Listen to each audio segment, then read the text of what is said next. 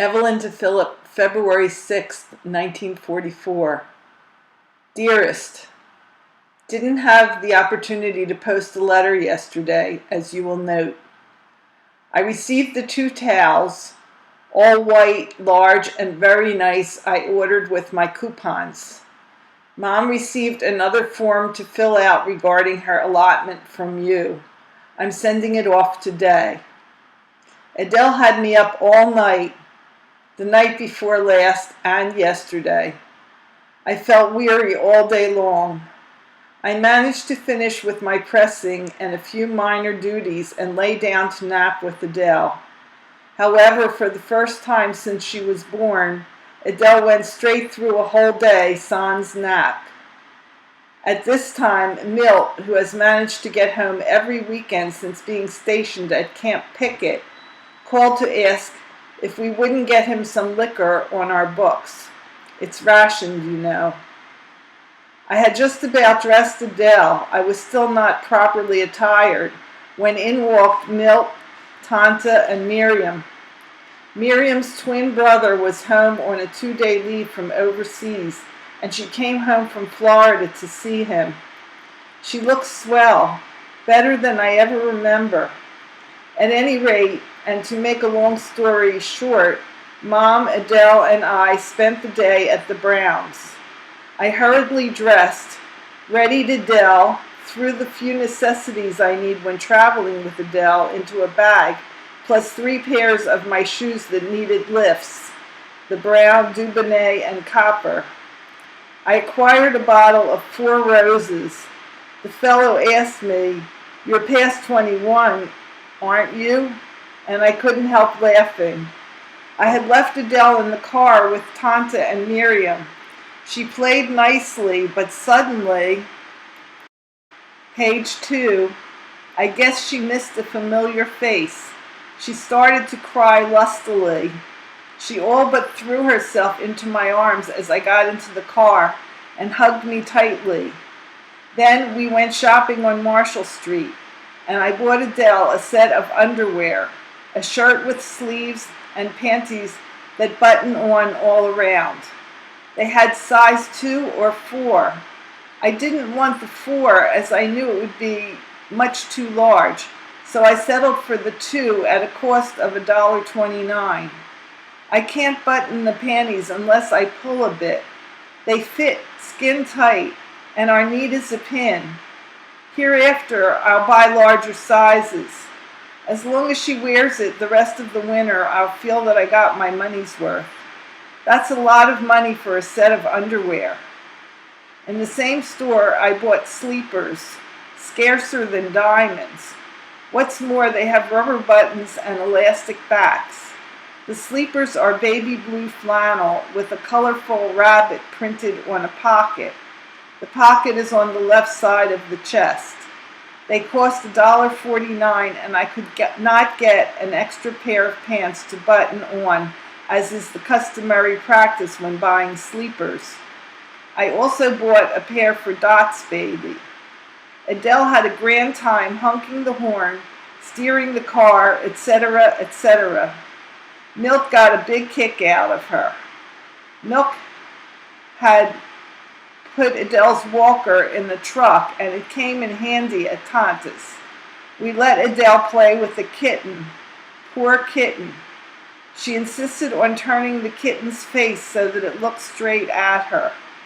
Sylvia was also there for dinner. Adele discovered a little stuffed black and white dog which was once Bee's, and now it's hers. Tanta gave her a box of Nestle's chocolate and a jar of blackberry jelly. That's the first time Adele had chocolate. Page 3, milk. She drank every drop.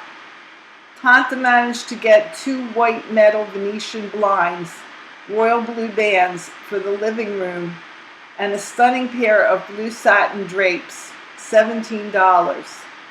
Unc put an inlaid linoleum in the store at a cost of $100. It really makes the store. After dinner, Adele, who hadn't slept a wink all day, got cranky. I took her upstairs, rocked and sang to her till she fell asleep. I put her on the large bed and put chairs all about the sides. About 8 p.m. we were ready to leave. I merely wrapped Adele in a large automobile blanket and got into the car. She awoke but stayed still. Unc gave her $1 as it was the first time she visited them. She took it and held on to it. She had some milk as soon as we got home and went right back to sleep. Phil, someday we must get a car. There is nothing that compares with it when it comes to children. It's a necessity in transporting a child.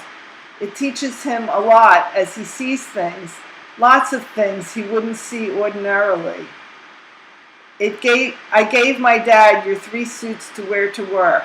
I thought they'd serve their purpose that way, if you don't mind. Baby, Sunday does funny things to me. A terrific wave of nostalgia hits me full force in the morning. I lay back in bed and dream of past Sundays when I curled up close to you. God, what I wouldn't do to curl up to you now. Adele almost said baby today. She tries very hard to say everything. For instance, when she wants a piece of bread, she'll say ba. Ethel, Al, Paul, and Mickey were over. Page 4 today. They made their usual fuss over Adele. I inquired about halva on Marshall Street. It only comes in 6-pound packages. I'll get 2 or 3 pounds and send it along if you like. Oh, darling, I'm so hungry for you. If I could only hold you to me a little while. I'd better go now before I melt away. I love you, Phil, darling. Your Ev. P.S. Ruth is trying to get me a decent pen. Milt promised to take my typewriter to a shop situated across the street of their store the next time he comes in. P.P.S. Forgot to enclose Jack's letter, as I mentioned in a previous letter. Here it is. Philip to Evelyn, Hans Crescent Club, 6th of February, 1944. Sweetheart, this is my second night in London, and I have just about given up hope that Ed will put in an appearance. Needless to say, I'm deeply disappointed. The only thing that could have happened, as I see it, is that he failed to get a pass. Certainly 15 or 16 days is time enough for him to get my message. However, I had foreseen the possibility that he wouldn't make it, so I instructed him to look for my message at the info desk. In this manner, I was able to leave the club without the fear of missing him. I made perfectly sure in my notes that he would know where to look for me any time at all during the day, but apparently it was all for nothing. I haven't given up hope of arranging a meeting yet, though. You can bet I'll keep trying. I'm sorry, sweet, that I was unable to write on both the 4th and 5th, but circumstances made it unavoidable, as you shall soon see. Page 2.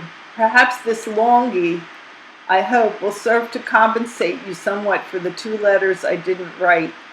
You see, honey, on the evening of the 4th, I was so busy getting everything ready for the trip that time didn't allow for anything else. I had to shine my shoes, run around to borrow hankies and underwear because my last 2 weeks' laundry never came back, and a dozen other trifling details that consumed the evening. As for the 5th, I'll come to that presently. Anyhow, I arrived in London yesterday about 5 p.m. It was a clear, sunny day and looked and felt almost like spring. The countryside, viewed from the train window, was very pretty, and I enjoyed the ride for a change. This trip, the train was right on time. Unbelievable, but true.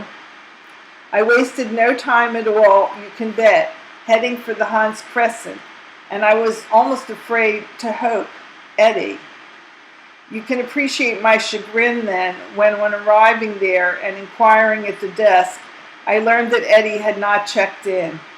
I hung about page 3, hopefully for a while, but as I was very hungry, I decided to leave a note for Ed should he come and go to the Eagle Club for supper. Almost the first person I saw when I strolled into the lounge at the Eagle was Junior Crossman. Remember that tintype I sent you a while back that you disliked so much? Well, Junior is the tall, good-looking Canadian-American on my right hand. He's a nice kid, no foolin', and I think he was as glad to see me as I was to see him. He told me that Streamer, the other guy on the tintype, was hurt while on maneuvers. Well, Chippy, we chewed the fat for a while, and then, discovering that neither of us had eaten supper, and the Eagle being over full, we decided to look for a place to eat. We found a cozy little place called Chicken Inn in Haymarket. We dined very satisfactorily on hamburger steak with onions, boiled potatoes, and cabbage. For dessert, the menu said creamed caramel. Alas, it didn't nearly live up to the picture suggested by the name. It tasted like, page 4, nothing at all, and was I disappointed. Supper over, we wandered out into the street and the mob. And when I say mob, I speak as a cosmopolite who has had experience with crowds in New York and good old Philly. In the last named places, the pedestrians at least gave the motor traffic the privilege of using the streets. Over here, they're not that magnanimous. The poor taxi drivers are forced to crawl along behind the pedestrians at snail's pace. They don't even dare blow their horns in protest. And what a mob! A civilian, any sex, is a rare, almost extinct creature. If you want to see the United Nations, Chippy, come to London.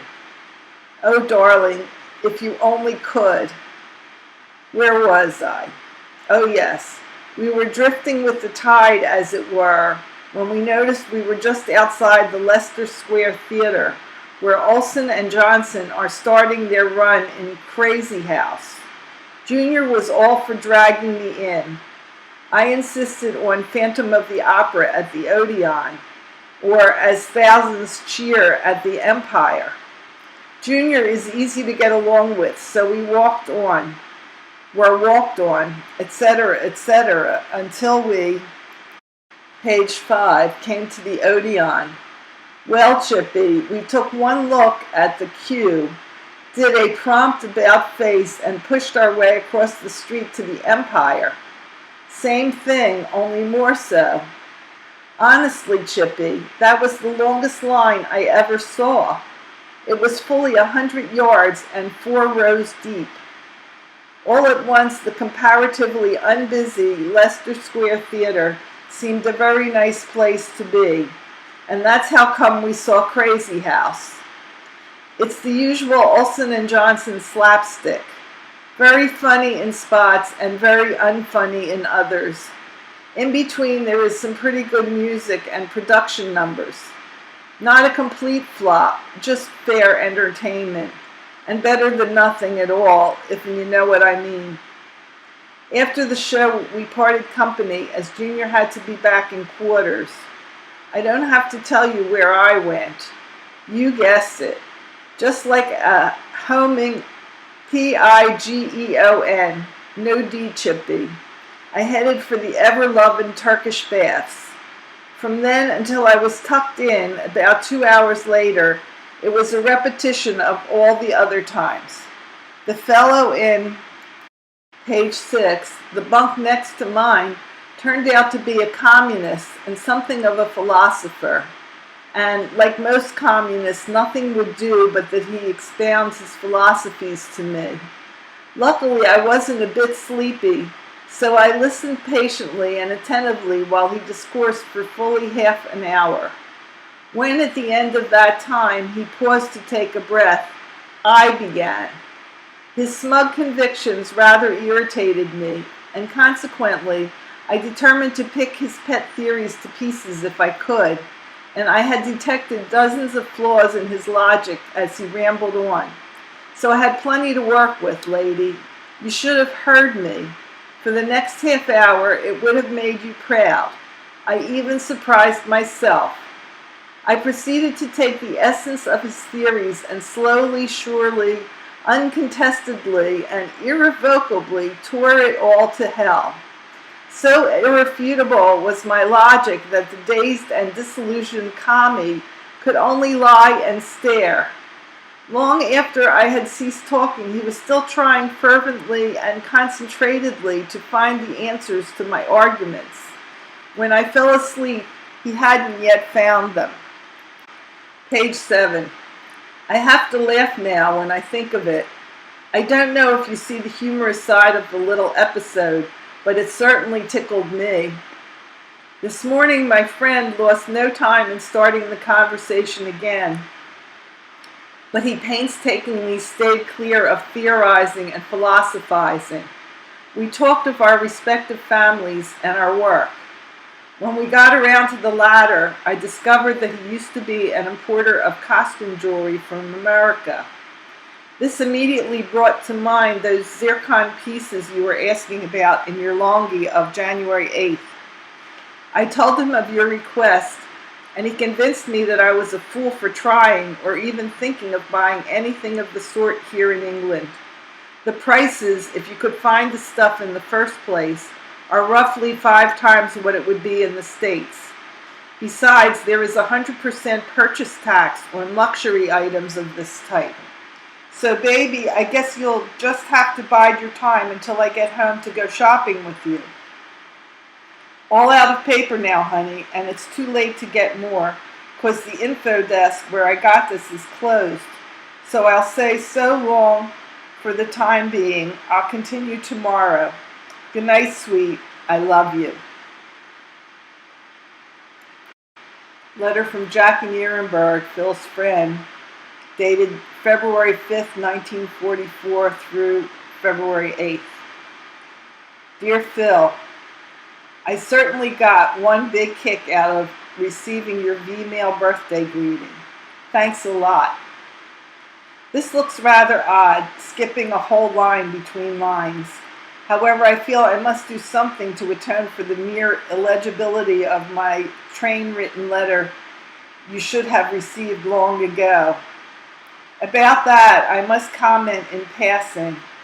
Like I wrote to Ev, I had no intention of sending it to you via her. Why, I can't exactly say, because the reason won't come to my conscious mind, but remains vaguely in my subconscious thinking gear. Perhaps you can bring the matter to light for me. Will you try in your next? And now to answer your letter. I skipped because I was anxious to get off the one about my visit to page 2, your loved ones.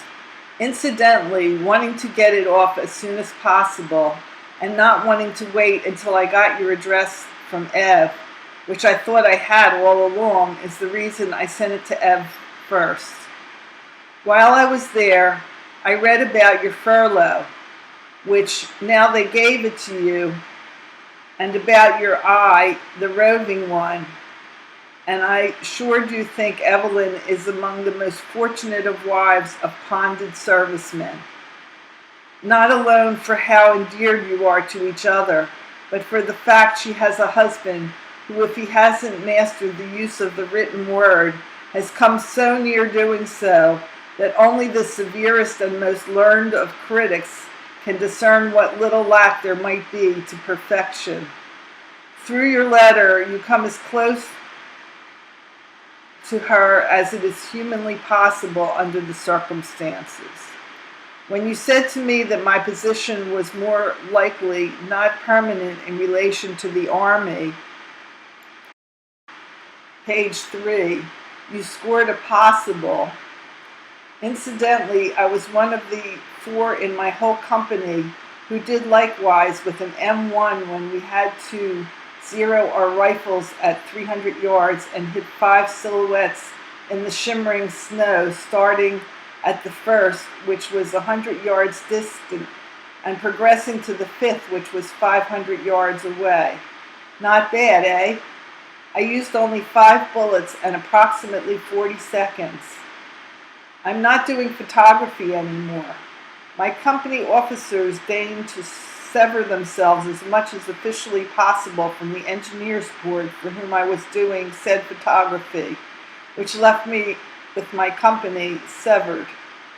Now I am one of the boys, and it's not too bad, especially since I'm looking forward to being transferred to a photographic assignment such as I outlined to you that night I rode with you to the bus depot in New York. Page 4. I expected to come through because of the seeming sincerity of the important office working girl whom I saw at the Engineer Corps office. On my account, she's called Washington several times. This last, when I was there, she learned my transfer was in progress and told me so. Here's hoping. It was very interesting to learn of your sexual status, especially since I see how utterly different is that of the married men here. Unless it's just braggadocio, fully 85% of them get it here in Colorado. Now I'm about to resume after a 3-day lapse between Dear Phil and the above now. I took a trip to Colorado Springs. It's a beautiful city, and its natural wonders are many. Next trip I shall see the wonders.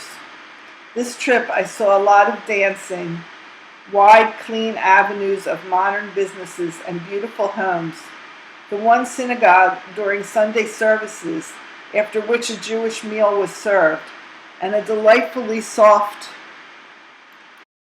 page 5, bed in a sparkling clean, if not up-to-date hotel room. The $2 charge seemed ridiculously cheap, but who am I to worry about the $3 more I would gladly have paid the owner had I known how nice it would be. We departed at 9 p.m.